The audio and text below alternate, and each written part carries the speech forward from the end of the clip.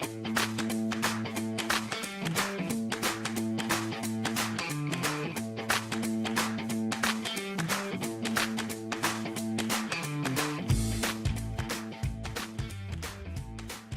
again, everybody, and welcome inside the VIBELAND Sports Studios. I'm Todd Miller, joined by Casady Fletcher and Kelby Peterson. It is episode 18 of our VIBELAND Sports Party. This week, we've got a great show lined up for you. Joel Blumenthal, kid you may not have heard a lot about, but he is from Central Oklahoma, played high school football at Deer Creek of Edmond, turned a lot of heads coming out of Division II Southwestern Oklahoma State University at the University of Oklahoma Pro Day this past spring. We'll talk with Joel coming up in segment number 2. Also, if you've not yet followed us on Twitter and Instagram, we encourage you to do that at VIBELAND Sports, VIBELAND Sports, SPORTS. Today, a couple of topics we're going to get to, and of course, the first one, guys, is very, very easy to figure out. It's the Oklahoma City Thunder. As we record this podcast, the Thunder are on the cusp of being eliminated. I think we all are in agreement after the Easter night debacle against Portland that down 3-1 at some point this series will end, and thus will be another disappointment for Oklahoma City and its fans, resulting in a first-round playoff loss. Talk to me about what you think has gone wrong in the first 4 games against Portland, a team that was a heavy underdog against Oklahoma City coming into this series. Well, I think the biggest weakness of this Thunder season has reared its ugly head again, and that is the ball not going in the basket, not being able to shoot the ball. You know, I think we've played defense pretty okay in this series. I don't think there's been a terrible showing. I mean, we could have played better, obviously, but and then I think just on the offensive end, guys, it's the ball not going in the basket. That's what I went to the game on Sunday night, and that's just what it felt like. I didn't feel like we were taking bad shots. I mean, Russell had a few pull-up threes, as is per usual for the Thunder, but it's the same story that's been plaguing the Thunder all year, and it's that the ball's not going in the basket. We don't have enough shooters, and it's starting to be a huge problem. And, you know, in the regular season, you could think, okay, hey, we're going to get away with this. This will turn on. Statistically speaking, the numbers have to turn. It has to go the other direction. But I think at the playoffs, it shows you are what you are, and I think this is what we are, and it's sad to say and hard to admit. Casady, I want to ask you this question. Paul George obviously is hurt, and I think that's why his effectiveness has been very poor in the postseason. We all know the guy could shoot the basketball. So I'm putting a lot of the blame on Russell Westbrook, and here's why. He's the face of the franchise. Mm-hmm. He is not a good shooter. He continues to be in decline as a shooter. At what point does he click in his mind, I can't continue to do what I'm doing? I said out loud, and 4 people around me at the game on Sunday night agreed. The worst thing for the Thunder was Russell hitting that first 3-point basket of the night. Yes, and that is a problem for the Thunder. When your best player on your team, you don't want him to make shots early in the game because he's going to start shooting more of those shots. I'm sure that the Portland bench was just as happy as Russ that thing went in. There was a period in the second half, I can't remember if it was the third or fourth quarter. Enes Kanter had started to cheat out on Russell Westbrook in the corner. And the Trailblazer bench in unison said, no, back off. Wow. They dared Russell Westbrook to shoot the 3-point jump shot. And the problem for Westbrook continues to be he takes the bait. Opposing defenses are allowing him open looks for one reason and one reason only. That's right. And the problem is he just tries to take whatever they give him. Instead of going and getting what he is supposed to be doing, go to the basket, go to the rim. He's highly effective. Nobody can stop him on a drive. When he gets going downhill, there's not a player in the NBA that can take him one-on-one. And if you have to double team him, that means somebody's open. So it's always going to be a good play for him to drive. But the problem is they sag off him, and like you're saying, they call people back, defenders back that are going out to guard him. And so he's either going to have to drastically improve his three-point shooting and get some kind of an outside game, or something's going to have to happen, and Russ is just going to have to realize that he is a downhill player, and that's what he has to do. Drive and kick, pick and rolls. Outside of the free throw line, I don't feel good with Russ shooting the ball anymore, And I'm getting a little bit worried moving into the future. This season, look, he still averaged a triple-double. I'm not saying he can't play, but he can shoot you out of games, and that's a problem in the playoffs. Here is what is happening with Russell Westbrook. And Dan Patrick, who I love to listen to, I think he's one of the best at what he does, said on Tuesday that Russell Westbrook is a guy that is going to retire with terrific, unbelievable stats, but he's going to have an empty resume. Because in 20 years, people are going to go, wow, Russell Westbrook averaged a triple-double, which is not easy to do. But then you're going to look at his postseason resume, and there's going to be a lot of glaring weaknesses. He went to the NBA Finals when he had Harden and he had KD. He has not, to this point, won a series since Kevin Durant left. Is it fair to say that Westbrook, and it's fine, Charles Barkley was this way. For the most part, Allen Iverson was this way. Dominique Wilkins was this way. Is Russell Westbrook like those guys in terms of being a regular season player and not built for the postseason? I really think that's the direction that we're headed in the final narrative of Russ's career. And I hate to agree with you on that, Todd, because, I mean, earlier this year, I would have stood up and with my chest out and those are fighting words to me to say those kind of things about my guy Russ. But, I mean, at where we're at right now, I tend to agree with you. The stat that I keep telling myself in my head that is just killing me, it's the 3 years in a row, the first round exit. We're starting to have that reputation. And again, the reason I defend Russ all this time is because he's a superhuman. There is no athlete ever to compete at basketball like Russell Westbrook. Yes. Nobody goes harder. Nobody can do the things that he does at a higher level and more aggressively. And sometimes that's a downfall, unfortunately, nowadays. But because of that, I tend to always never count Russell out. I never say, okay, he's done. I can never say that about Russell Westbrook because he's defied the odds before. Nobody should be able to do what he's doing. Nobody should be able to average a triple-double like that. I think he can come back from this and use this as motivation. Look across the floor. Damian Lillard, and CJ McCollum, they both said they took it personal, the sweeping of the playoffs 2 years in a row, like how bad that stuck in them, and they are out here to prove something this year. I hope Russell can do the same thing next year because I don't have a lot of confidence moving forward, but he has got to make a change and say, I'm going to be a playoff. Forget the regular season, forget the triple-double thing. We're a playoff team, and I want to be a playoff team. I don't want to be a regular season team anymore. Yeah, and I think, again, like it all comes down to him playing within himself and finding ways to get his teammates involved. I think, look, we're going to have Russell Westbrook on this team for a very long time. So, like it or not, we're going to be seeing him in the playoffs for at least the next few years. His contract is massive, and first, I think they may burn down Chesapeake Arena if they tried to trade him right now. The citizens of Oklahoma City might riot, but there's not enough shooting around him for his game to work as good as it possibly can, to play at the highest level, to unlock the peak Russ. If you surround him with some shooters, all of a sudden now he's not having to take some of these threes. He's got confidence in guys on the wing that can make shots, and he's shown if he has confidence in somebody that they can make it, he's going to keep feeding them open shots all game. So, in that sense, yes, I'm defending Russell Westbrook once again. I'm not saying he shouldn't take his share of the blame because he has the lion's share, if not almost all of the blame for the way that the Thunder have been playing this entire postseason, which is awful on the offensive end, to say the least. I'm going to say this, and this is not going to be a popular comment, and I won't be the first to have said this. In fact, I know I'm not. Because, and let me preface it by saying, in no way, shape, or form did I like the way Kevin Durant ended his time in Oklahoma City. But I'm starting to wonder, with the antics off the floor and the things that Westbrook is allowed to get by with by the Thunder organization, is there more to Kevin Durant's departure than we really, really know? Maybe he really sits and watches national TV now and said, you know what, I made a really, really good decision in getting away from Westbrook. That doesn't mean he didn't like him personally. It means, and that may mean that he's not a good teammate.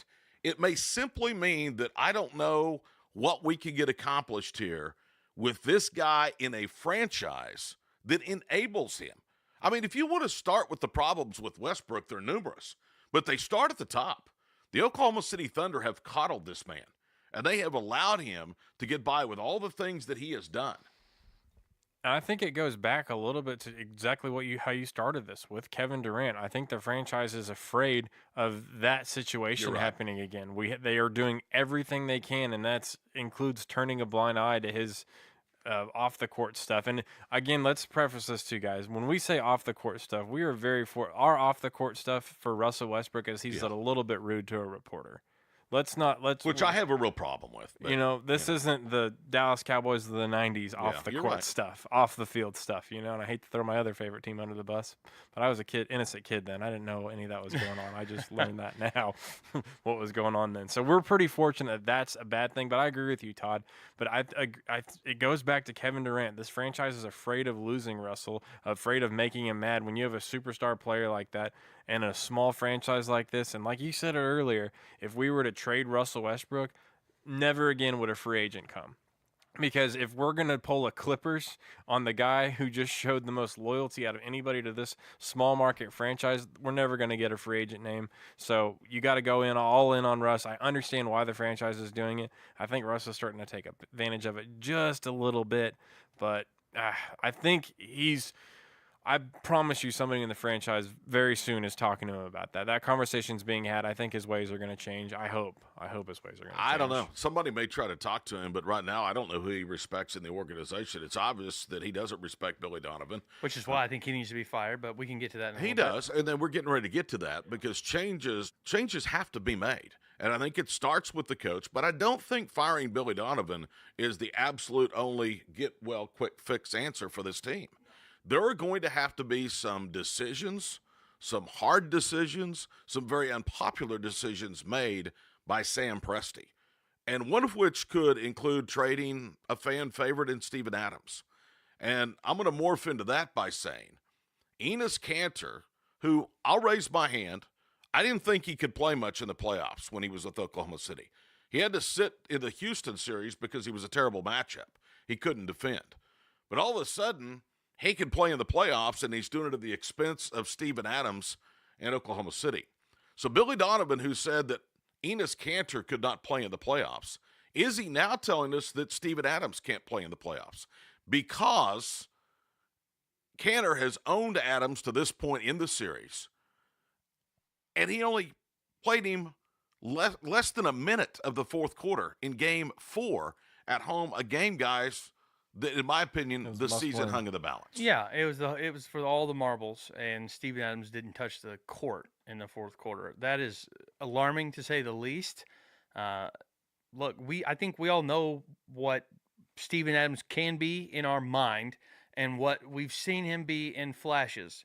But if he's not that player consistently, then this team needs to go in a different direction. And I hate to say that, and I don't even know how those words just came out of my mouth.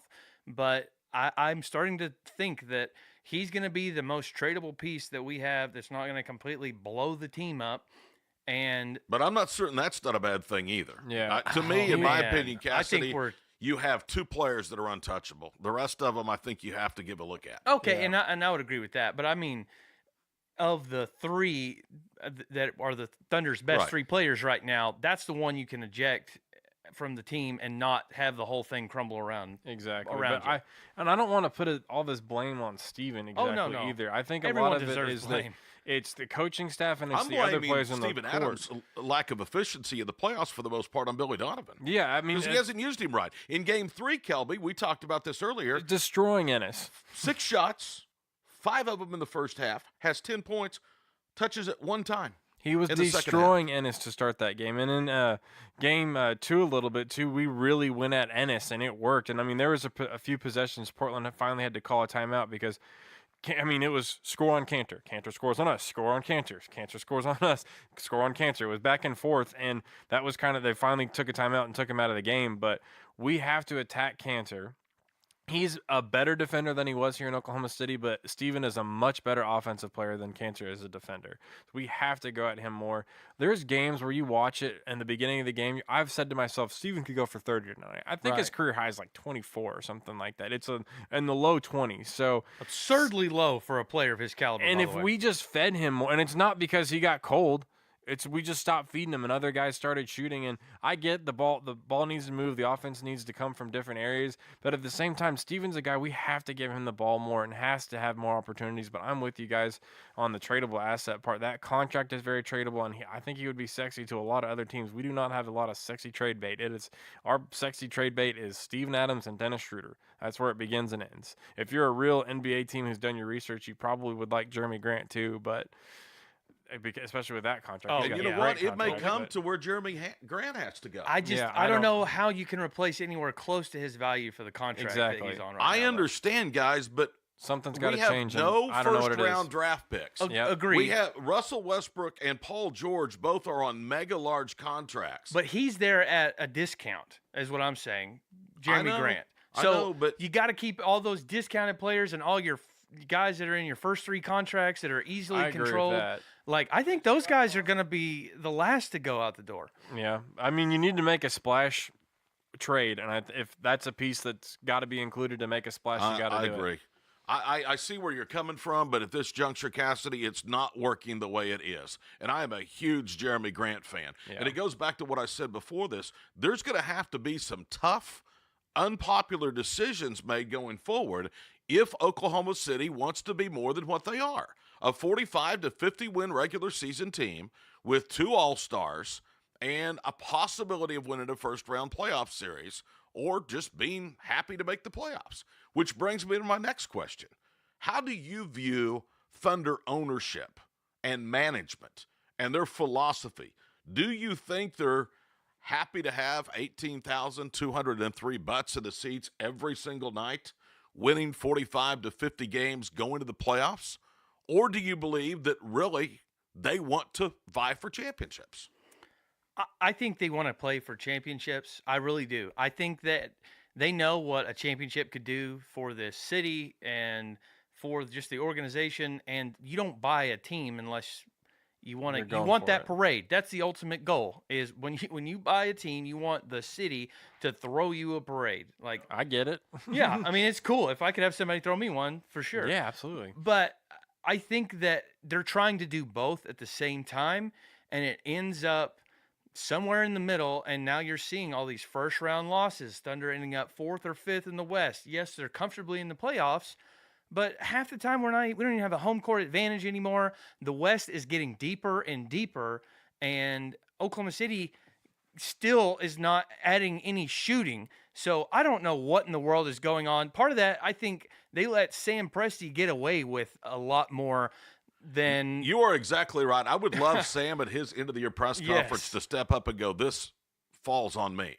But he seems to be the Teflon Don where nobody touches him. Nobody blames him. And I like Sam Presti. I think Sam Presti has done a lot of good things for Oklahoma City. The one thing he hasn't done, though, is construct a roster. There it is. My point that I wanted to make, guys, is your question was about the Oklahoma City management and ownership. The guys signing the checks are clearly committed to winning championships with the second highest payroll. Yeah. With the second highest payroll in the NBA, the guys signing the checks are committed to win the championships. I think the guys running the management are trying to do the same thing, but they're failing at their portion right now because it's not happening. I agree with you. I don't think you spend $144 million in payroll and then about a quarter of that more with luxury tax. And here's the bad thing. If you're spending that type of money, you need to go deep in the playoffs. More than just obvious reasons, because I'm going to guess somewhere between $1.5 million and $2.5 million per game is probably what the franchise would take in on a playoff game.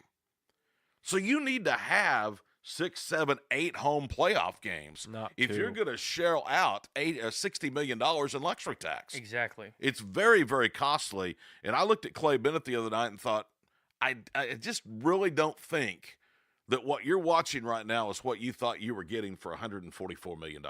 So I agree with you both. I think they have made a financial commitment, but I think a lot more of the blame needs to go on Sam Presti.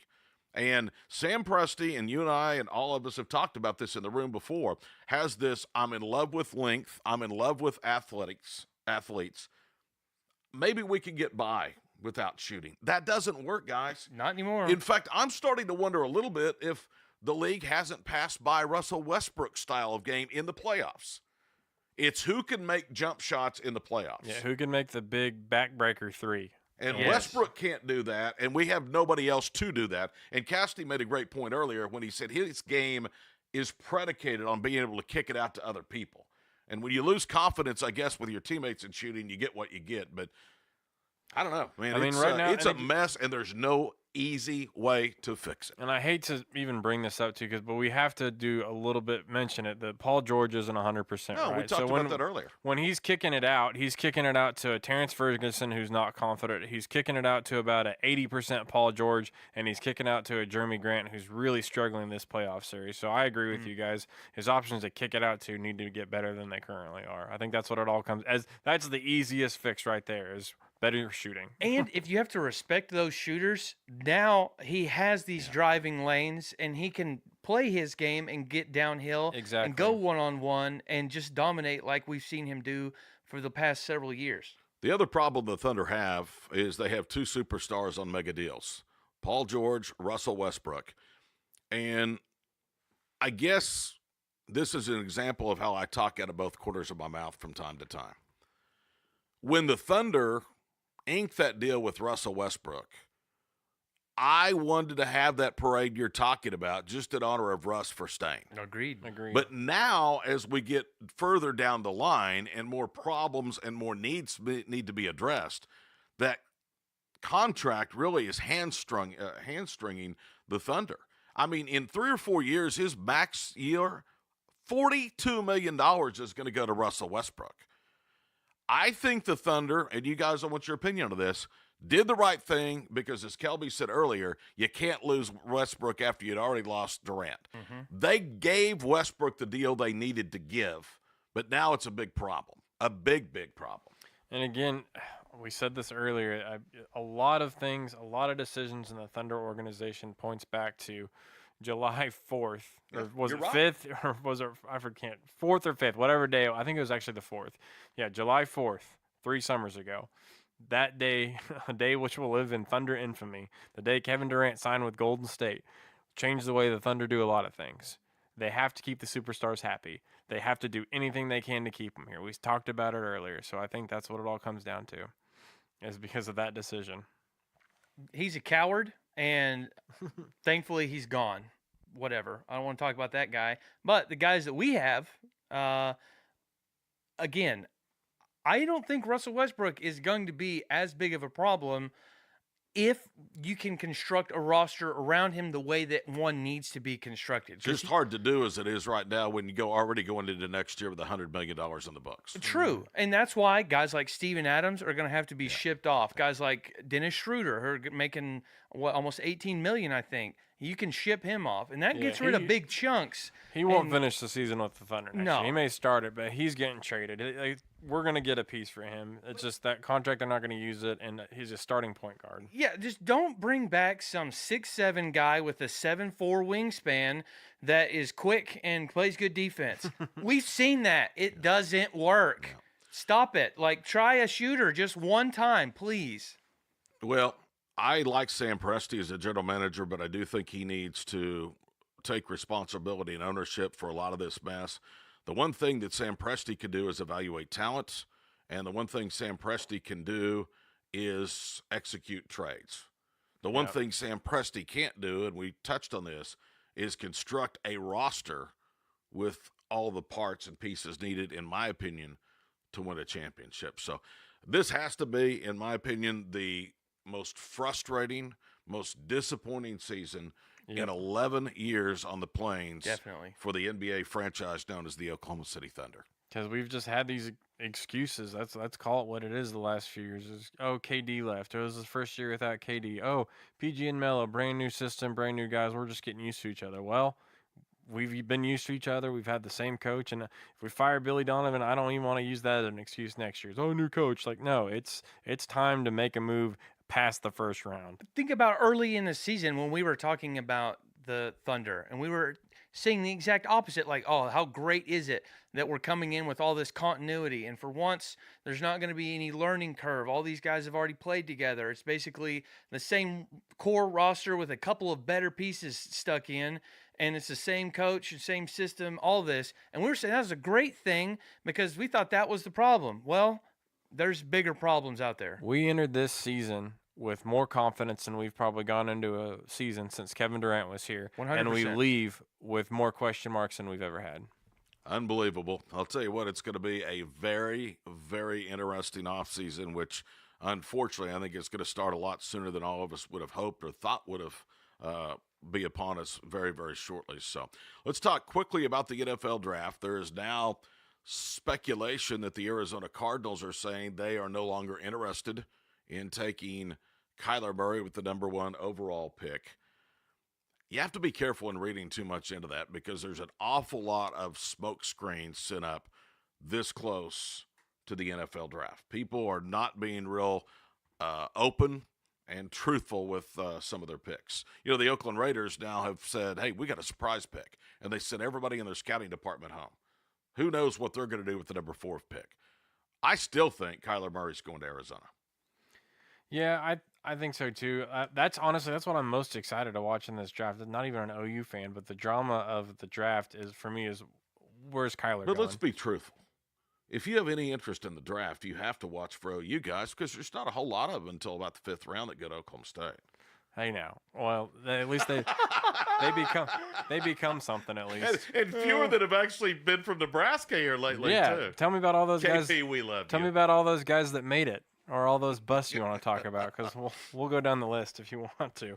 But anyways, we said we loved you. Don't be hateful. Hey, you're gonna talk it. So yeah, Todd, like you were saying, Kyler Murray, I think he's going number 1 overall. The only interesting thing is what's going to happen with Josh Rosen. Are they going to go all in on him? Is Cliff Kingsbury going to go all in on Kyler? I believe that they do. Josh Rosen is out the door. I think that's going to be interesting too. I don't know if the trade is going to happen before now. There's really not a lot of smoke around that. So usually at this point, Adam Schefter, the tweets are coming, the rumors are flying, and it's been kind of quiet. So I'm curious to see what's going to happen. If Kyler doesn't go to Arizona, if they don't take him number 1 overall, I have no idea who that would it be. Bosa would be Bosa. I mean, are they that sold on him? But where does Kyler go? Let's play the game. Arizona doesn't take him. Where does he go? Oakland. At 4? Okay. Oakland said they're not going to draft a quarterback, but again, don't believe everything. I don't believe anything that I heard anybody says. Miami. You're right. I heard Miami is hot on the tracks for Kyler. Miami is And where a they huge sitting? fan. 13. Oh. They could trade up. They're trading up. Yeah. Who's the 3 pick? Number 3, New York Jets. They're solid. They're solid at quarterback right now. With it. Well, I wouldn't say solid, but they just used their first round pick on him that quarterback Sam last year. Darnold. But same story with the number 1 pick, Arizona Cardinals. They used their first round pick on that quarterback. So And who's sitting at 2? that would be the San Francisco 49ers, who just spent a bunch of money on their quarterback. They got Garoppolo. Yep. So if Kyler doesn't go number 1, he could drop. He could fall to Oakland. Does he fall to numbers? I had been pitching this forever. You guys didn't like it. I hate the idea now for him. I wouldn't want to go to New York if I was him, but New York Giants at number 6. Ooh. I think you're right. I think Miami trades up. Yeah.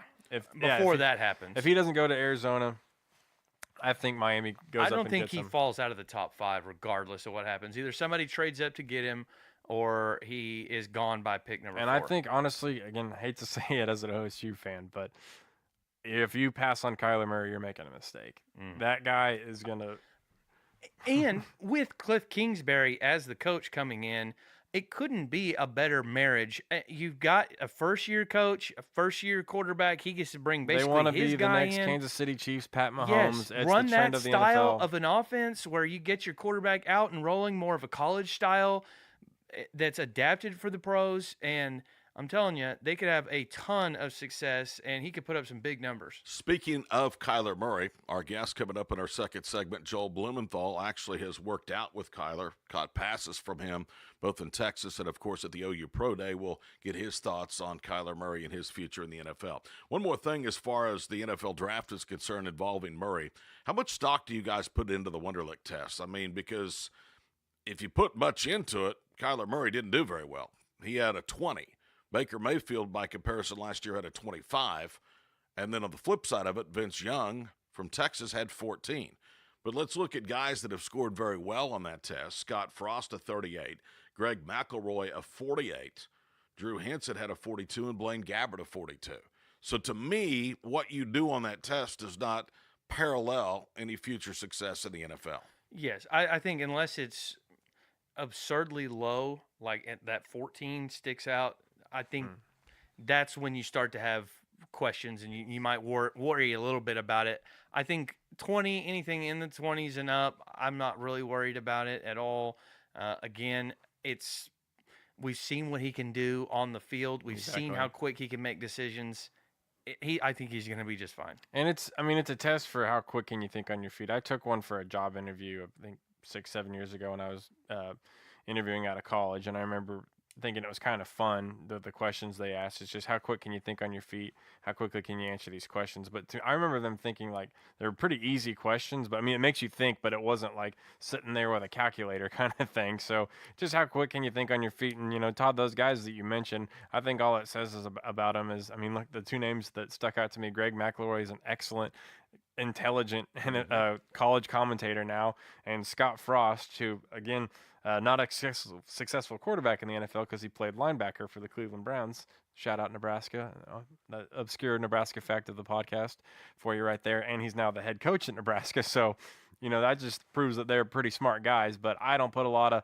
I think the lower the score is, that's what you put into it. The Vince Young scores, Right. That's what's going to hurt him, and because they overanalyze everything, and it's the smart decision maker on a piece of paper counting numbers, or can that guy read a cover two and knows what's happening is when the corners are coming up and pressing on the line? Are they faking and going to drop back to cover three? Are they going to press man? And you have to make that decision that quick and know which route to read the receiver's running to, which guy's running the option route, who to throw it to in that situation. Honestly, that test is done on the football field. Yes. And Kyler Murray has passed that with flying colors. 100%. So he's going to be fine. Joel Blumenthal coming up next, former Deer Creek Antlers standout and a recent graduate of Southwestern Oklahoma State University, guy that turned heads at the OU Pro Day, the only non-Sooner that was in Norman for that event this past spring. He will join us next. This is episode 18 of VIBELAND Sports, a weekly presentation of VIBELAND Media. Welcome back to episode 18 of VIBELAND Sports. I'm Todd Miller. Today we're talking with one of the surprises from OU's Pro Day this past spring, Joel Blumenthal, who is from Edmond, Oklahoma, played prep football at Deer Creek. Joel, you have a remarkable story, but it's kind of funny how it's all kind of shaken out. It all stems basically from a career that has been riddled with injuries. Don't you agree? Yeah. I would have never, that's a good way to put it. I mean, every year of my career, I've had something that's pretty much happened that's derailed my quarterbacking. So, yeah, I would agree. Out of Deer Creek, you had a great career. You signed with Butler County Community College, which is one of the top junior colleges in the country. And then you end up leaving there and fulfilling the dream to play at Northwestern State, a Division I team in Louisiana.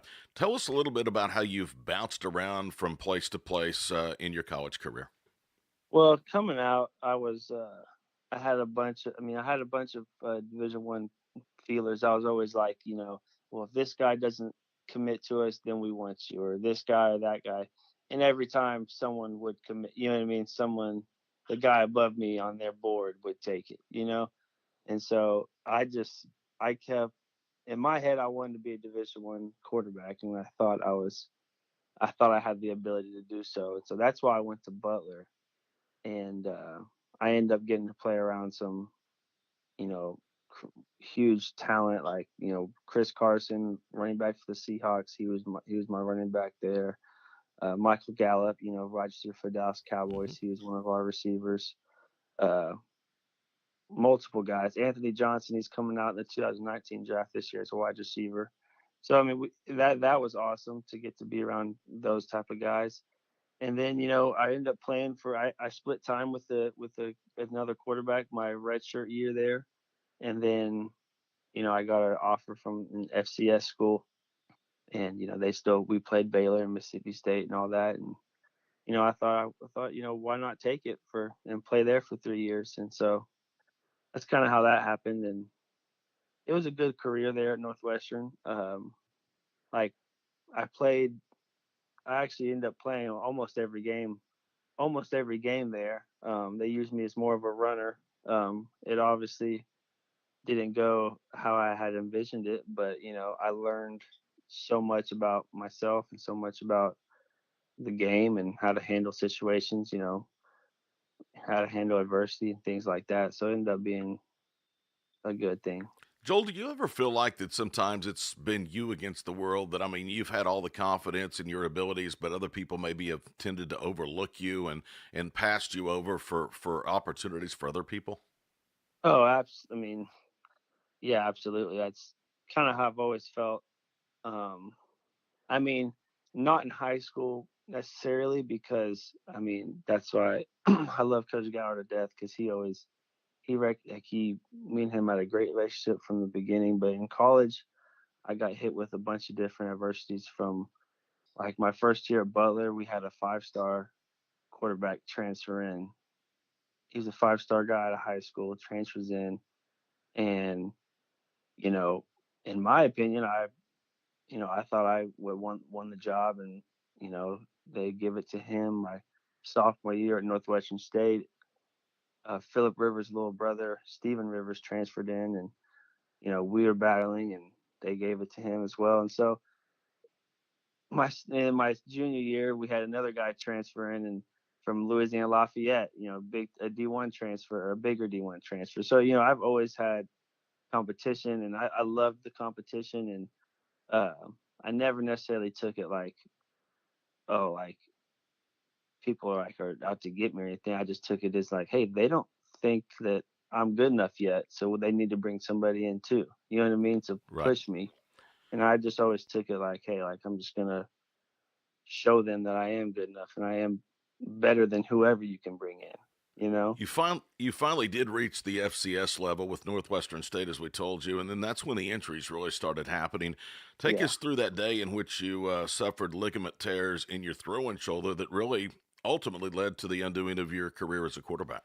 Yes. So that was my junior year, and I had been probably playing the best quarterback of my life that spring that spring ball till up until when my shoulder happened. Like I said, we had a transfer coming in. It was Brooks Hack from Louisiana Lafayette, and he was actually ended up being my roommate. Me and him were really good friends. Um, and so me and him were going back and forth the first 2 or 3 games, and um, anyways, we were actually up in the game, but offense was kind of stagnant, and so they had put me in, and I first play I go in, I run a little speed option to the right, and I cut up, and I fell on I went down, dude fell on top of me, Hmm. and I felt it like pop and stuff, and I thought I popped my collarbone, which which in reality it might have been better if I did, because a clean break you could Right. it would have been able to heal better, but in this case I tore my sternio cardiovascular joint, the SC joint, and that connects it to the sternum, your collarbone to your sternum. So um, Wow. that was, I mean, that I went from being able to throw it probably about 70 yards to about 50 yards, and I kind of knew at that point that it had entered my mind that I might not be able to throw the football the same. So Joel Blumenthal of Deer Creek High School in Edmond is our guest. Of course, he's had a very, very storied career at Butler, Northwestern State, and finishing up at Division II, Southwestern Oklahoma State, and Weatherford. So here we go again, Joel. After you injure the shoulder, you are trying to find a place, I guess, that you think you still can compete at. This time it's at the Division II level. How do you end up at SWASU? so like at Northwestern, like I had talked with my coaches, and I had a little bit of family things going on as well, so that's why I decided to transfer and come home. But I ended up at Southwestern because my best friend, like some of my best friends, uh, were still playing there. Like Austin Loomis was still playing there. Tyler Follis, my best friend and my like from sixth grade, Jared Rayburn, he was transferring back to Southwestern to continue playing football at the time. So I just thought it'd be awesome to get to play with them and for my last year. Your So former high school head coach is the offensive coordinator, Grant Gower at Oklahoma Baptist. Was that before Grant took the job, and had things maybe been different? Would you have gone to OBU? no, he was there. Okay. I don't think we really had much. I honestly, looking back, not that I regret going to Swansea. Looking back, I would have at least talked to him about it more. But I was kind of set on playing with all my buddies again for one more year, and that's kind of how I viewed that. I was just kind of like, getting to play with them would be awesome. 2017, few games into your career at Weatherford, guess what? Another injury happens. You break your pinky, and you were Yeah. done for the year. I mean, at that point, do you almost think, hey, this game just is not long term meant for me? Doubts always creep in, but in my I that never for me, no, because even when all that happened, it's just like there's always something inside of me like, hey, like I worked too hard.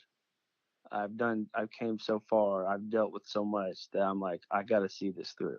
You know, like no matter if I went to pro day and didn't have the day that I had, or anything like that, at least I have to see it through for myself.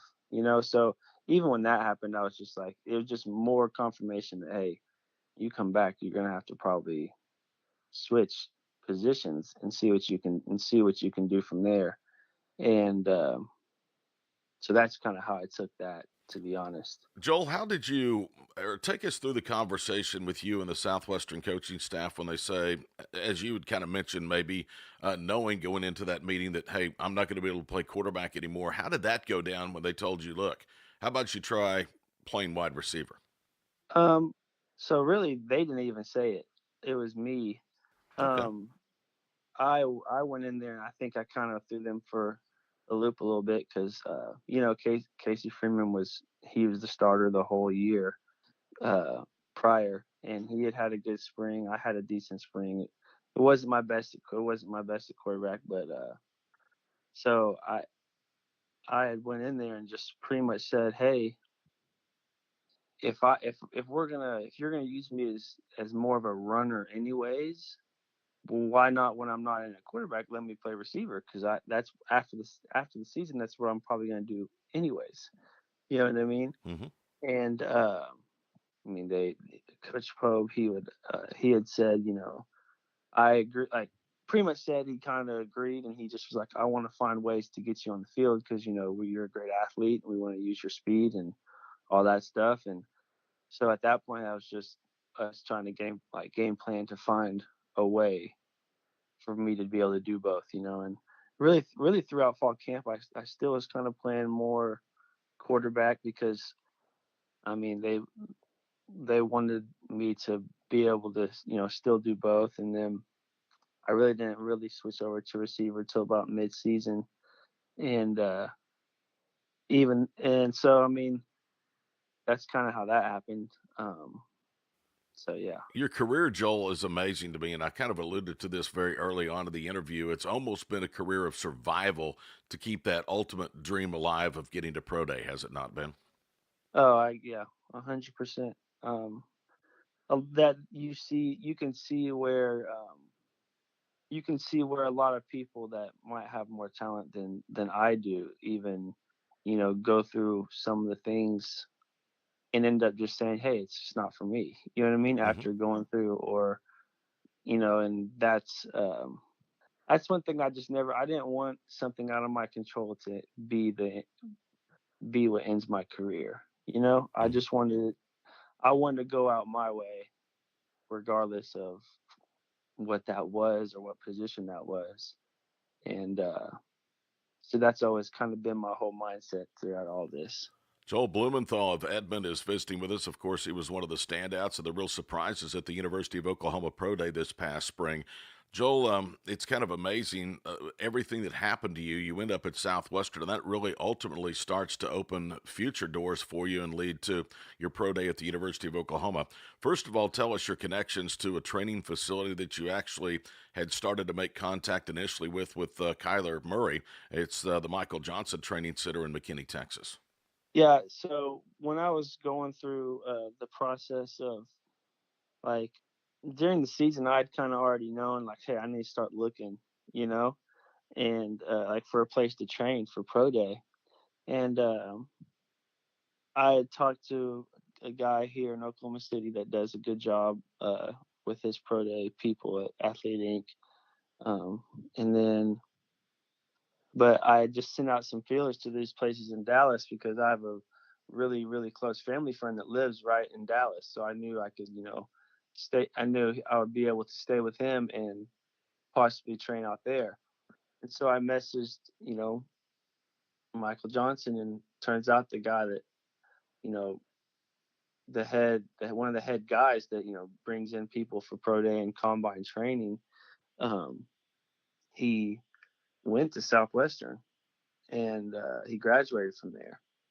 And so, right, and really the only reason he even opened my email was because it said Joel Blumenthal Swazoo on the and he was like Swazoo, let me see this, and so anyways, and so that's how that worked out, and so that was obviously a great experience getting to train with all the combine receivers that I trained with and meet the people, and we had probably 45, 50 guys there, and Rayshon Gary will be a top um, you know top 15 pick. We had a ton of receivers that were there.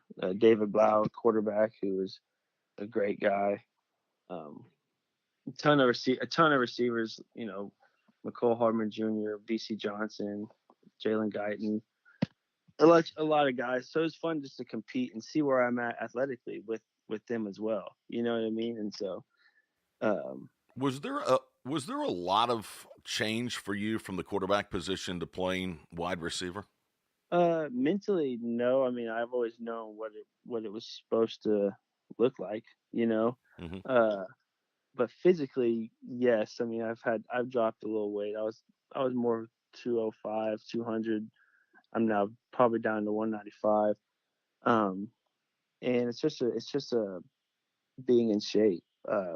Like it's a whole different type of football shape. And that's really been my main thing. Flexibility and things like that has been huge. Was there advantages to being a former quarterback transferring or moving over to wide Yeah, receiver? I mean, because you know the routes and such from the other side of the ball. yeah. I think that's why I had success. I think that's kind of why I mean, I've always been pretty fast, but I think that's kind of why I had success early on in practice and stuff was because, like, hey, like we called this play, but I knew what to do versus this coverage as a receiver because I knew what the defense was trying to accomplish and I knew why we were calling the play, you know? And so, and I knew what the quarterback was like, what he was thinking. Um, so yeah, that definitely helped. And I think it'll continue to help moving forward, especially, if I continue to get a chance. Joel Blumenthal is our guest here on episode 18 of VIBELAND Sports. Joel, take us through kind of what your pre-pro day training was like down in Texas. So I think we had workouts split up. Like there was a 7:30 group, an 8:15 group, 8:45 group, 9:30 group, 10:15 group, and so I was always in the 8:45 group. But I told you I got injured, and so I was kind of on a different schedule than some people. So I was having to rehab my ankle injury for 7 weeks of the 10 weeks I was there. Um, and so I would get up and go catch footballs on the jug machine. I could probably catch about 200 or 300 footballs in the morning about 7 a.m. and then do my prehab and rehab on like with the training staff there. And then as I would be finishing up with that, it'd be about the time that my group was ready to lift. So then I'd go, get our lift, and then I'd get our protein shake that they would make, our protein shake that they would make for us, and then I'd catch probably about 200 or 300 more balls on the jug machine. Then I go to lunch, and I'd come back and get rehab again, and that's kind of how I went every day for about 4 or 5 weeks till my ankle was healthy. So How did that ankle injury occur? It was actually a grade 2 high ankle yeah, sprain, which are sometimes very, very difficult to recover from. yeah, I was just running routes, and I told you about the flexibility in at the receiver position that you need to be able to bend and cut and go this way and that way and all that, and at that point it was I wasn't very flexible. I couldn't. So when I was making my cut, my right leg just didn't bend. It wasn't open, and my foot got caught underneath it. And as I was trying to cut out to the right, and it just twisted pretty bad. So All right, tell us how you end up in Norman because you were the only non-Sooner at the OU Pro Day, and it was almost like that was the one and only hope for you, wasn't it? I mean, Southwestern does not have a pro day. UCO has one, but you didn't have an agent to connect you to that event, so it was almost OU or bust, was it not for you? yes, I mean, so I had as far as UCO goes, I still had Coach Bobek's number from the high school days, and I had texted him, and he had told me just, hey, if you can get a scout to call and say we want to see us work out, you can work out there. But of course, me having like my career I've had, I was very under the radar, so that wasn't something that could happen. So really, with at OU, I mean, the receiver coach that I trained with, his name's David Robinson. He played at OU, and he knew Coach Gundy. He asked, Coach Gundy's number, and they talked. You know, Coach Gundy respects his opinion and talks to him and often and stuff. So that's kind of he gave him a call for me, and then about a week later, Coach Gundy called me back, and the rest is history as far as that goes. What would you have ultimately have done if that hadn't worked out going to OU? Uh, I would have probably tried to force my way into my old school at Northwestern States. I would have probably done everything in my power to. I would have tried much harder than I had tried up until I found out about OU's. I was kind of waiting to see what happened there because I knew that would probably be the only one I do.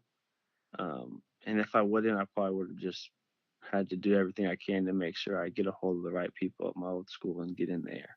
Any nerves going into that event down in Norman? I mean, there's some big time Division One athletes there, tons of media, tons of scouts, and here's this guy from Deer Creek High School in Edmond that ended up playing Division Two football at Southwestern. Were you nervous at all in that atmosphere? No. Uh, I wasn't nervous because of the people I was around. I'd say I was more nervous because I knew the magnitude of the moment for me, and like for me personally, and because being around the people that I was around training with for 3 months, like I I knew what athletically, like what I was capable of and who I was, and really it's just the moment, like knowing that, hey, like this is, no matter how you feel, if your ankle hurts, if it doesn't, whatever, like this is your one opportunity to open eyes. So you know, I was nervous, but at the same time, I was very prepared because I knew what I was there to do, and so Obviously, having a high ankle sprain is pretty traumatic for an athlete. Did you go into that just hoping that you could get through everything that was going to be asked and executed as well as you thought you were capable of executing? yeah, and really at that point it was only affecting me laterally, which is bad for a receiver because in and out of your cut you can't really cut, you know what I mean, as well. And with my like shuttle and my L cone drill and things like that, I wasn't able to break down like I and get in and out like I would have liked. Um, on my speed, it really just affected me because I hadn't been running as much, because I had been hurt, so I hadn't got to work my speed very much. So, but really, my adrenaline was up so high that I was just out there, just ready to, you know, do whatever I needed to do. Obviously, you had high expectations going in, but did your pre-pro day expectations end up meeting what transpired at the end and how successful a day it truly was for you? To be completely honest, no. I I I the numbers that I had in my head as far as how I performed, like as far as what I did physically and like all the number stuff, I didn't hit my marks on most of them. But as far as like it being like it turned out the way that I would have hoped. Yes, as far as it being, me opening eyes, and it providing the opportunities that it has since. Absolutely. I mean, it's everything that I wanted and more. Um, Personally, I feel like I could have done better, but it was definitely huge as far as the route running and throwing with Kyler is kind of what I think set it over the top when them actually being able to see me catch the football and stuff, and people knowing that I was a quarterback and things like that. So Did your previous experience with Kyler Murray help put you at ease in that situation as well? yeah, absolutely. Because I mean, if I would have just shown up, not obviously the day of, they wouldn't have, we if I wouldn't have got to do that with him and you know be around and know what he's thinking already, kind of get an idea for it, then it would have been completely different. But just being able to, you know, be able to throw with him beforehand and talk with him and his dad and just be ready. That was huge for sure. Has Kyler been a big source of inspiration and encouragement for you? As far as just encouraging you to pursue your dream, having been around him and visited with him a little bit. Yeah, I mean him and his dad, they're both great people. I've been around him and his dad for a couple months now, and they're a really tight knit family, and they really you know it's about working hard, and his dad would always say, just go out there and do what you do. It's you've played football your whole life, and that's kind of how Kyler would when we would all talk about it before we even went out there. He's like, hey, this is something that we've been doing our whole lives, so just go out there and do it, and so as far as that goes, yeah, but I mean, yeah, that's kind of it right there. Okay, you played the position, so you know it very, very well, and you understand what it takes to play at a high level and be very, very efficient there. As a former quarterback, what does Kyler Murray do that makes you just step back and go, wow? He's an extremely gifted passer of the football. And you don't really notice it till you're out there watching him in person. Like you notice it obviously when you played, but when you catch the football from him, and actually are watching it in person, you just see you just know how accurate. And not many guys can throw a ball with that kind of velocity and still make it catchable, And that's something that you have to be the very gifted ones can do. And then not only that, he can run a 4.3 40, and he's Yeah. probably as scary running as anybody we've ever seen. So it's like that that combination is something that I don't think that we've seen before. Okay, after that pro day, Joel, you go from basically unheralded, almost unknown, to a name that people were talking about. What has been happening for you since that day in Norman up until now? Really, I signed with an agent. His name's Sean Stiletto, and he's got about 7 or 8 guys in the league right now. He's also a former quarterback who transitioned to wide receiver as well, so it's a good fit there. Um, I really just been training here in Oklahoma City with my trainers here, and then I actually just got back from Dallas on Saturday. I was up there for a week training with my receiver coach, Dave Robinson. I actually threw with Kyler 2 or 3 times. as well. So really, it's just been working out and getting feedback from my agent on what teams are saying, and yeah, things like that. How much support, what kind of support system have you had to continue to pursue this dream of getting into a pro day and hopefully someday getting into a pro football camp? I've had unbelievable support from, I mean, my friends. I mean, you can, if you ever asked any of my friends or family, they would obviously say that they knew that there was no that I was going to be at least putting forth the effort to try this, and so I got blessed to have family that is willing to see this through with me, even though the last few years haven't gone out how we have had planned. But they were unbelievable in their support and to help me get this opportunity. I mean, obviously, I wouldn't have been able to go train or do anything like that if it wasn't for them. So The draft is coming up, Joel. Do you expect to have your name called? And if it isn't called, there's certainly still roads and avenues to get into the pro football game. yeah, to be honest, no, I don't. Um, just to be completely honest, I mean, obviously it'd be amazing if I did, but I don't think so. I do think that I'll get an opportunity, and that's just up to me to you know use that road that's been used before by plenty of guys, and to make something happen. You know. In your opinion, is there a lot of difference between being a very late draft choice or just signing as a free agent? Does that give you more options? Uh, you always want to see. If you get drafted, that means someone is already invested in you. Hmm. So it's always, no matter if you're first round pick, so I mean seventh round pick, like there's obviously a difference, but at the same time, if you're a seventh round pick, that team picked you, out of the 500 other guys they could have picked, at that point. So there's always something to say about getting drafted. But as far as being undrafted, you do get to pick, a system that, if you're blessed to have multiple options coming out of free agency, you are able to pick a system that you can see that you have a chance in, or might need more receivers for you to maybe make your way into it. You know what I mean? Yep. So, What system, if you could pick from a pool, what one or two teams would appeal to the skills of Joel Blumenthal?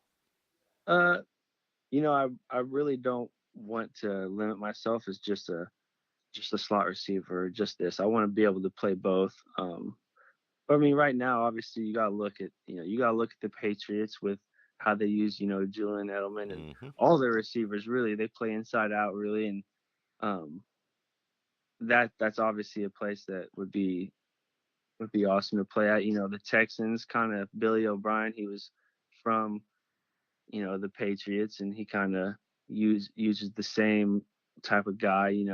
Anybody that kind of uses that guy, like an Adam Humphries or Julian Edelman or guys like that I feel like I can step into a role and play. Don't you agree, though, that now is the time for slot receivers to come into the NFL because they're much, much more valued than they were maybe five, well, not five, but 10 or 15 years ago? Oh, absolutely. I talked to, I had an interview with Bruce Feldman, and he had said, it's a copycat league, and you're coming in at a great time, um, and so that's the truth. Like everybody sees something, sees it be successful, and they want to find the next one to do that. There couldn't be a better time for me to come out and be, doing what I'm trying to do. Growing up, did you have a team that you favored or that you would have said, hey, when I have the opportunity someday I'd like to play for in the NFL? No, I was just my only football team was OU when I was growing up. There you go. But I will say that I was more of a fan of players. My favorite player of all time is Adrian Peterson. So when he went to the Vikings, and he's bounced around, so I always watched the Vikings when he got there. But other than that, I just kind of, as far as the NFL goes, I just want to play. I'll play anywhere. No specifics. How about your man AD last year? He bounced back and had a really good year. I think he surprised I a lot of people. Oh yeah. No, I'm not surprised. But yeah, absolutely. That was awesome. I think we'll have another big year this year too. All right, Joel, appreciate the time. Great story. Congratulations. And we will be pulling for you in the coming weeks and months and hope to see you land in the National Football League. Well, thank you. I appreciate it. Joel Blumenthal of Deer Creek High School and most recently Southwestern Oklahoma State, our guest here on episode 18 of VIBELAND Sports. We'll take a break, be back to wrap it up in just a moment.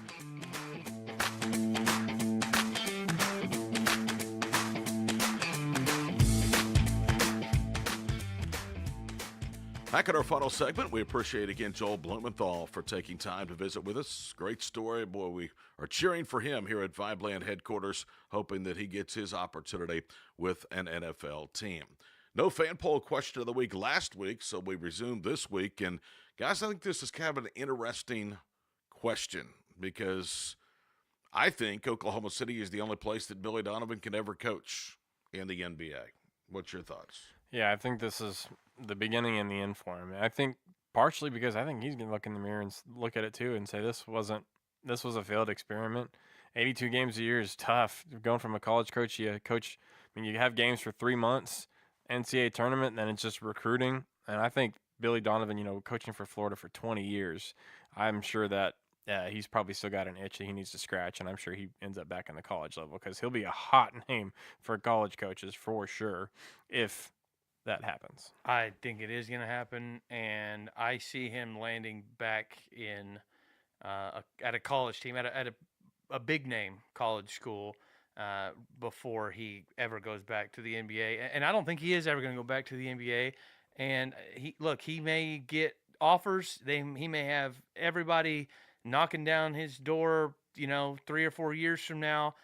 I just don't think he's going to go back. I don't know if anyone will ask him back. I think people have seen what a Billy Donovan NBA team looks like, and it's not like you can't say that he didn't have the talent to do it. So I think this is it for him, and Billy Donovan, in my opinion, is gone. I think there's going to be a lot of people that pay the bills, and I'm talking about fans that are going to be very, to put it nicely, disappointed if Billy Donovan is back again. Yes. I think Billy never coaches in the NBA again because I think this is as talented of a team as he's ever going to get. I think if he had another invitation to coach, it would be like maybe at a Charlotte or somewhere like that is borderline a playoff team in the East. And I just don't think that he's the guy that puts them over the top. So this week's VIBELAND Sports fan poll question of the week. If Oklahoma City parts ways with Billy Donovan, will he ever coach in the NBA again? A is yes, B is no. Simple 2-answer question this week. Log on to VIBELAND Sports on Twitter and give us your thoughts on our fan poll question of the week. That's going to wrap up episode 18. Hope you've enjoyed it. We appreciate you tuning us in each week. If you haven't already subscribed, you can do so through Apple Podcast and Spotify as well. And give us a follow on Twitter and Instagram at VIBELAND Sports. For Kelby Peterson, for Casady Fletcher, I'm Todd Miller. Again, we thank you for tuning us in on VIBELAND Sports, a weekly presentation of VIBELAND Media.